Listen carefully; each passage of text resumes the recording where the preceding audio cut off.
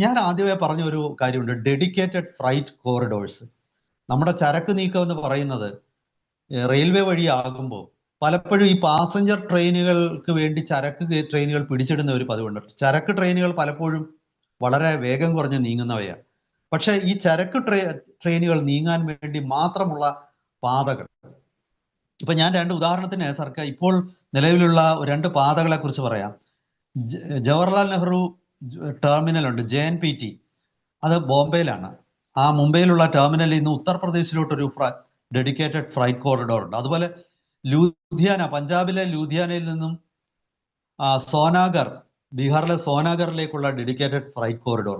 അതുപോലെ ഇത് രണ്ടും ഇതിപ്പോ പൂർത്തിയായതാണ്. ദക്ഷിണേന്ത്യയിലോട്ടും അതുപോലെ മറ്റ് പല ഭാഗത്തോട്ടും ഈ ഡെഡിക്കേറ്റഡ് ഫ്രൈറ്റ് കോറിഡോറുകൾ ഇപ്പോൾ പണിഞ്ഞുകൊണ്ടിരിക്കുന്നു. ചിലതൊക്കെ ഉടൻ തന്നെ പിന്നെ ഓപ്പറേഷനിലാവും.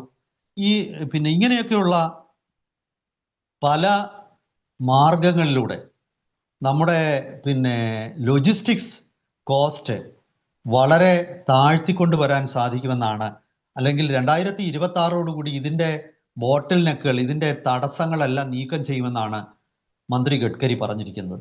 ഇത് ശരിയാണെങ്കിൽ തീർച്ചയായിട്ടും ഇന്ത്യയെ സംബന്ധിച്ചിടത്തോളം ഇതൊരു കുതിച്ചുചാട്ടമായിരിക്കും.